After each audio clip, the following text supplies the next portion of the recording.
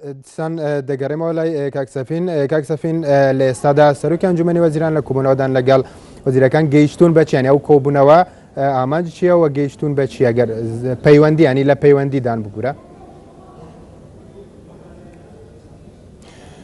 خۆی بێگومان هەدەفی سەرەکی هەموو لایەک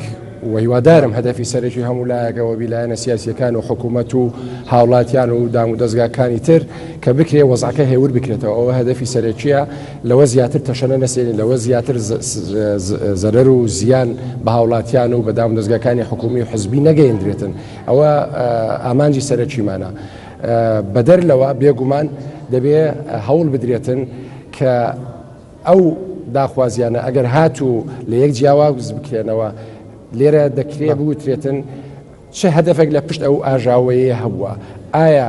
دەستێک هەیە، ئایا بە بەرنامە بووە، ئایا یاخود شتێکی خۆڕسک بووە. لێرە ناکرێت تۆمەتباری لایەنێک بکرێ یاخود تۆمەتباری خۆ پیشاندەران بکرێت بە شێوەک لە شێوەکەم. بەڵام بێگومان هێرشکردنە سەر یەک لایەن ئەوە خۆی لە خۆیدا جێگای پرسیارە. حکوومەتێکی بنکە فراوان هەیە، 5 حزبی سەرەکی لەو حکومەتدا هەنا، هەمویان بەقەدەر قەبارەی خۆیان بەرپرسن لە کارەکانیان. باشە خێرە لە ناوچەیەک تەنها هێرش بکرێتە سەر لایەنێکی سیاسی، لێرەوە هەموو جێی پرسیارە. بەڵام ئێستا ئەوانە دەکرێت لە بۆ دوای بمینێتەوە. ئامانجی سەرەکیمان یاخود پێویستە هەموو لایەکمان کۆک بین لەسەرەوەی کە بتوانین وەزعەکە هێور بکەینەوە، ئەو خەڵکانەی کە هان دەدرێن یا ئەو خەڵکانەی کە لە ڕێبردرانە بتوانین بیانینەوە سەر ڕێگا، داواکاریەکانیان جێبیست ببین و حکوومەتیش بتوانین بە باشترین شێوە داواکاریەکان جێبەجێ بکە. بەڵام بەداخەوە لەلایەکە هەوڵە درێ وەزعەکە هێور بکرێتەوە، لەلایەکی تر ئاگرەکە خۆش دەکرێتن. ئێمە بینیمان لە ڕۆژانی ڕابردوو بەداخەوەژەوە دەرێم هەندێک لایەنەکانی ئەعلامی دەورێکی سلبیان هەبووە لە پێشکەشکردنی ڕووداوەکان، لە پێشکەشکردنی هەواڵەکان و بگرە ئەندامانی هەندێک ئەندامانی پەرلەمان من بە بەگشتی باز ناکەم وانش دەورێکی سلبیان هەبووە، هەروەکو ئاماژەم بێتە ئێستا هەر ئەمان کەس بێدەنگ و بێڕەنگن. پێویستە بەجددی بە دواداچوون بکرێتن کە چێ موسەبب بووە، چێ خەتابار بووە لە پێشهاتنی ڕووداوە. من لەگەڵ بەڕێزە کە باسی کرد شتەکە متەوەقع نەبوو، طبعاً خۆپیشاندانەکان دیار بوو، بەڵام ئەوەی کە تەوەقع نەدەکرا تونند و تیژی بەو شێوە لە دروست بیتن. هێرشکردنی کاکسەفین بۆ کۆتایی هێنان بەو تونند و تیژیانە بەو بارودۆخەی کە ئێستا هەیە لایەنە سیاسیەکان چه ئەرکێکەوێتە سەر ئەملیان پێویستە چی بکەن و هەروەها دەمێ بزانین حکوومەت هێرێمی چ پلانێکەیە بۆ قەیرانانەی کە باسەکران دواکەوتنی موچە خزمەتگوزاریەکانن کارەبایە ئاوە تا کۆتایانی چ پلانێکتان هەیە، چه مژدەیەکتان پێ بۆ هاوڵاتیان؟ حکوومەتی هەرێمی کوردستان وای لێ هاتیە کە بێت متمانەیەک دروست بی لەنێوە هاوڵاتی و حکوومەتی هەرێمی کوردستان لە نێوان پەرلەمان و حکوومەتی هەرێمی کوردستان. کاتێک کە حکوومەتی هەرێمی کوردستان دەرێکاکەمەوە 2 ساڵە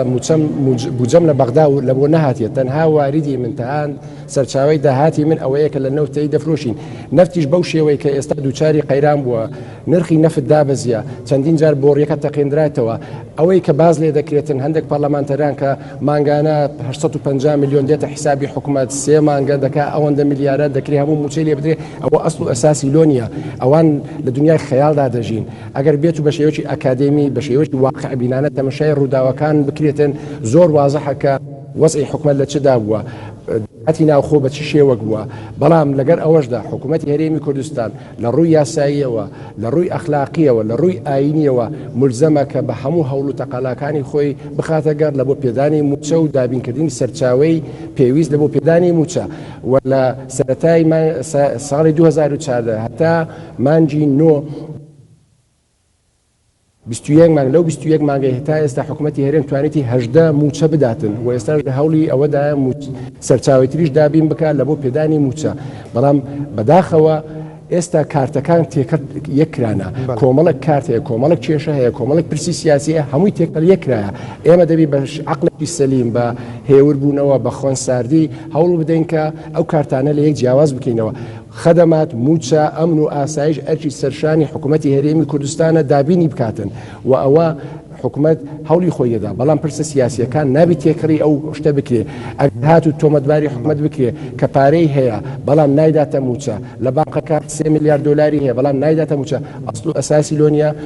تۆمەتە بێبنەمایە و گوناحیشە ئەو بەو شێوە تەعامل لەگە حکومەتێک دەکرێت کە حکومەتێکی بنکە فراوانە لە کاتی سەرکەوتن لە کاتی دەستکەوتنە مەزنەکان هەموو لایەک دەبن لە کاتێک کە خوا نەخواستە شکستێک یا قەیرانێک دێتە پێش هەر کەس خۆی لە دەچێشیتەوە و یەک لایەن خەتابار دەکەن بەڕاستی ئەوە ناکرێتن بە هیچ شێوە قبول بکرێت سەرۆکی ئەنجومەنی وەزیران و بگرە جێگیری سەرۆکی ئەنجومەنی وەزیران و بەڕێزە وەزیرەکان ئینسجامێکی تەواویان لە ناو کابینە هەیە و تا ئێستا بە یەک دەنگ و بە یەک ڕەنگ ئیشیان کردیە بەڵام بەداخەوە لایەنە سیاسیەکان واز لە وەزیرەکانی خۆیان ناێنن فشاریان لێ دەکەن کە هەڵوێستی تر وەگرن ئەوەش بەڕاستی حکومەت بەو شێوە بەڕێوە ناچیتن تۆ ئەگەر لە ناو حکومەت بی و لە لایەکی تر معارەزە بی ئەوە بێگومان حکومەت تووشی کێشە دەبیتن و ئەدای حکومەتیش لاواز دەبیتن. بەڵێ کاک سەفین دوجارەوە هەوڵاتیانەی هاتوونەتە سەرجادە لە چەند ڕۆژانی ڕابردووشدا لە ئێستاشدا بەشێکان داواکاریان لە ئێوە هەیە چاوەڕێ ئێوە ئەکەن کە مژدەیەکیان بنێ چارەسەری کێشەکانیان بکەن قەیرانەکان بکەن کە لە ئێستادا لە هەرێمی کوردستاندا هەن و ئەمانە بەشێک بوون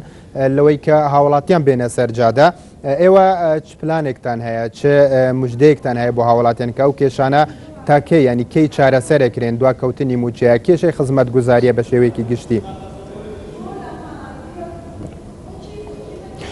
ئێمە بە حەقەت نابێت درۆ لەگە هاوڵاتیانی خۆمان بکەین ئێمە لە سەرەتا عێراق خۆشی ئێستا دووچاری قەیران و لە 6 مانگی ڕابردوو عێراقیش هەمان مشکلەیەکی ئێمە هەیتمان لە بۆ 22 مانگە هەرێمی کوردستان دووچاری ئەو قەیرانە بووە و کێشەی مالی و ئابووری هەیە عێراق لە 6 مانگی ڕابردوو بەڵام هەموو هەوڵەکان لە ئارادانە بە باشترین شێوە بکرێتن ئەو موچانە دابین بکرێ و بەرهەمی نەفت زیاد بکرێت داهات زیاد بکرێت بە مەبەستی ئەوەی کە بتوانین موچەکان بدەین و ئەولەوێتی هەمووش دەدرێتە پێشمەرگە چونکە بەڕاستی ئەگەر تەمەشا بکەین ئەوڕۆ پێشمەرگە قارەمانەکانمان کە لە بەرەکانی شەڕدانا بە هیچ شێوەک یەک پێشمەرگە نهاتوە بەرەکانی شەڕ بەجێ بێلیتن لە کاتێککە مامۆستا بە ڕێزەکان هۆڵی قوتابخانەکان بەجی دێڵن تەمان لەگە هەموو ڕێزەکەم لە مامۆستایان و هەموو فەرمانبەران مافی خۆیان داوای موچەکانیان بکەن بەڵام بەتابەتی کە من لە کابینەکانی پێشووتر وەزیری پەروەردە بووم ئەو پەیوەندی ڕۆحیە لەگە مامۆستایان هەبوو ڕێزێکی تایبەتم لە بۆ مامۆستایان هەیە بەڵام بە حەقیقەت دەبێت تەمەشای نمونەی پێشمەرگە بکەین کە بە نەبوونی یەک دینار لە بۆ خانەوادەکانیان بەجێبێنن بەڵام ئامادە نە بچن سنجی خۆیان بدنە بەرگولە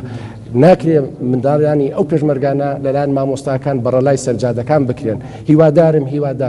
کە هەمومان بەبێ ئیستیسنا بتوانین دام بە خۆمان بگرین هەوڵ بدەین کە وەزعەکە ئارام بکەینەوە حکوومەتی هەرێمیش بەردەوام دەبیتن لە هەوڵەکانی خۆی ڕۆژی دووشەمە ئینشاءالله موچەی مامۆستایان دابەش دەکرێت دوای ئەوە هەنگاویترێ بۆ توێژەکانی تریش دابەش بکرێ و هەوڵەکان ئێستاش بەردەوامن لە بۆ موچەی مانگەکانی تریش دابین بکرێتن بەڵام دواکەوتن کە بڵێم نابیتن من ئەو کاتە ڕازگۆ نابم لەبەرەوە پێویستە واقعانە تەمەشای وەزعەکە بکەین قەیرانەکان وەکو خۆی ببینین نەک بە شێوەی عاتفی نەک بە شێوەی مزایداتی سیاسی نەک بە شێوەی تەعەن لە یەکگرتن و کەمین لە بۆ یەکتردانانەوە بەداخەوە ئێستاکە وای لێ هاتیە لە پەرلەمانتەرەکان کەمین لە یەکتر دەگرن ئەو حزب لە بۆ ئەو حزب داوا دەکە کە وەزیری حزبەکەی تر بێتە پەرلەمان لە بۆی هەیبەتی حکومەت هەیبەتی حزبەکە هەیبەتی وەزیرەکە بشێنن ئەوە کەلتورێکی زۆر خراپە هاتوتە ناو ئێمە پێویستە ئێمە خۆمان لەو کەلتورە لا بدەین هەوڵ بدەین بەو هەموو قەیرانێکە لە منتیقەکە هەیە ئەوە وەزعی سووریا ئەوە وەزعی عێراقا گۆڕانکاریەکی جەزری لە منتیقە دەبی ئاسۆیەکی گەشت چاوەڕێی خەڵکی کوردستان دەکاتن لە ساڵی داهاتوو سەدەمین ساڵەی سایکس پیکۆیە کە ممکنە کۆتایی پێبێتن و وەزعەکە بگۆڕێ ئێمە بەڕاستی دەبی زۆر لەوە فراوانتر و مەزنتر و گەورەتر بیر بکەینەوە ڕاستە قەیران هەیە ڕاستە کێشەیە ڕاستە کەم و کوڕی هەیە ڕاستە باری خزمەت گوزاری کەم و کوڕی تێدا بەڵام بۆ تەمەشای ساڵەکانی 2005 تا 2013 ناکەین بۆ بەراورد لەگە ساڵەکانی 90 ناکەین دەستکەوتی مەزنمان هەبووە لەگەڵەوەش کەم و کوڕیش هەبووە بەڵام دەکرێت ئەمە تەجاوزی ئەو قەیرانە ئەمانە بکەین بەڵام بە یەکەوە بە یەک دەنگ بە یەک ڕنگ بە تەبایی و بە یەک ڕێزی و بە سیاسەتێکی مشتەرەک و پلانێکی توکمە کە بکرێ تەجاوزی ئەو وەزع بکەین و دڵنیاشم لەوەی کە هاوڵاتیانی کوردستان بەشی هەرە زۆریان لەگەڵ ئەوەدانە کە هیچ گرژیەک دروست نەبیتن بەداخەوە ممکنە عناسرێکی زۆر کەم